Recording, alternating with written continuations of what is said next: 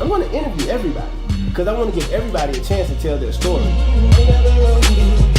But more so, black people, African Americans, you need to see us in this positive light. You need to see us as intellects. You need to see us as more than just actors and playing and people that play sports and do music. Black lives, black people are seen in a negative light, dramatic, fighting all the time. Like, this is what the TV shows and the media portray us as. So me, with this opportunity that I have with the TV show, I'm not going to show that. I'm going to showcase us as intellects. I'm going to showcase us as smart and cool. I am absolutely unapologetically black. Greetings, kings and queens, and welcome to this edition of UnderCrowne. Today's special guest is Miss Whitney Austin. How you doing today, Whitney? Hi, thanks for having me. I'm so excited for this interview. This is my first time in Houston, so I'm excited to meet you guys. Good, welcome. So we're just going to jump right into it, jump right into some questions. Tell us, who is Whitney Austin? Whitney Austin is an ambitious, fun, colorful-spirited artist. I'm like a big kid in a 30-year-old's body. And I love to express my creativity on canvas, and I love to inspire, and I love to share my work with others and encourage other people to become artists. So that's my passion. What inspired you to become an artist? Honestly, numerous things. Growing up, I was really good at drawing. I was really, really good at drawing, but I hated to paint. I hated it. And my dad was really, really good at drawing. And both my parents, they encouraged me to go to Columbus College of Art and Design, which was an art school for kids. So I was really talented as a child, but put it to the side. I didn't really plan on becoming a full-time artist. And then, unfortunately, my grandfather had passed away in my late 20s. And during his funeral, I did a portrait of him. And that kind of opened the door again for me to get back into my art.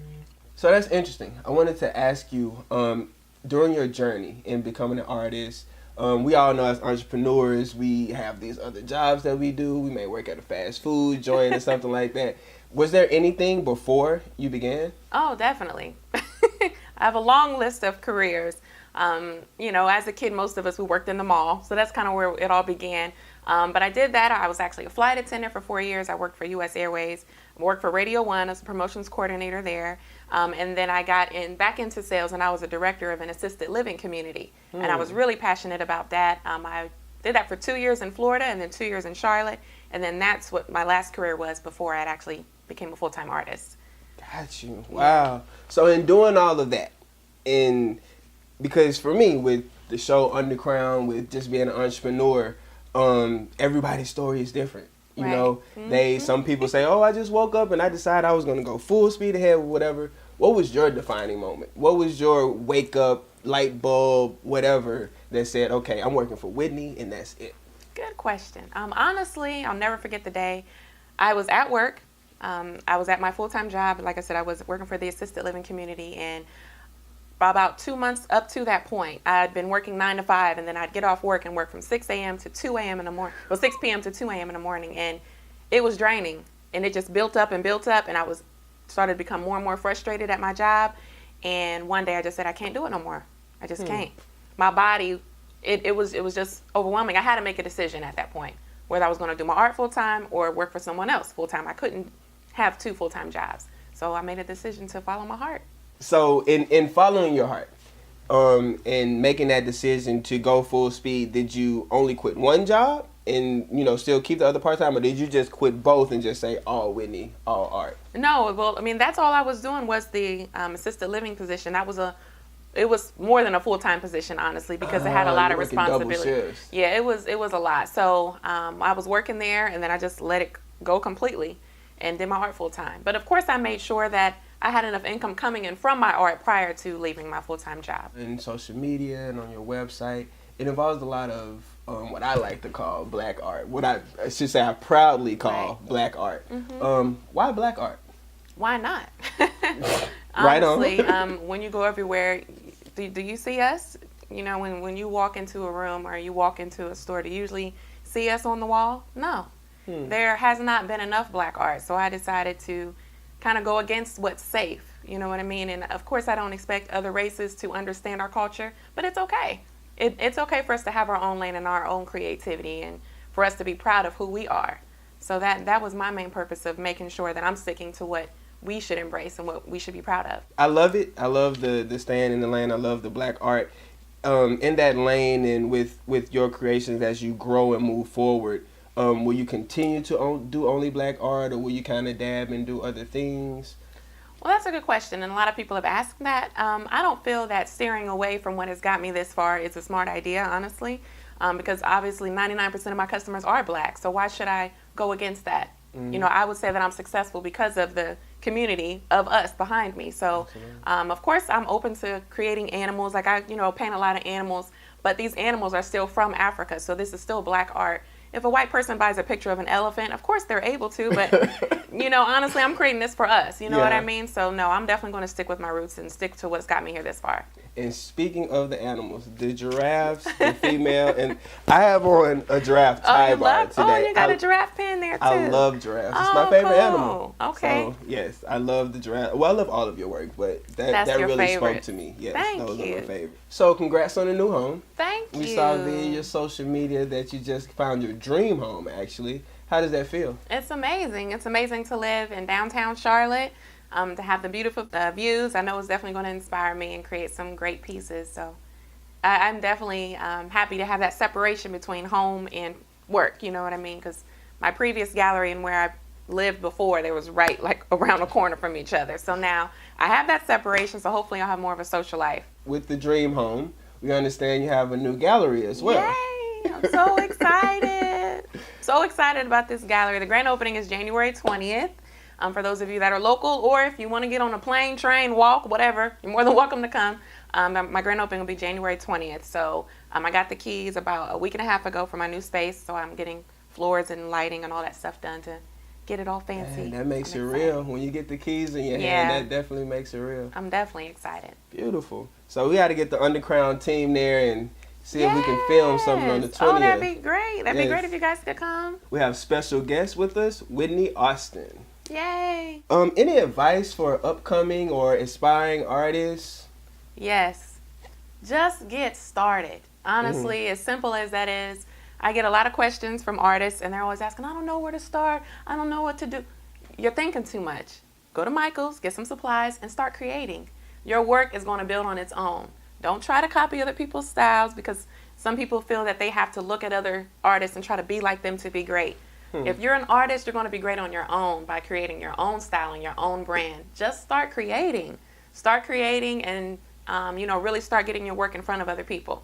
Whether it's social media, your family, your friends, start creating in front of others, doing live paintings and things like that, just to kind of, get your name out there. But you just got to get started, because those canvases are not going to create on their own.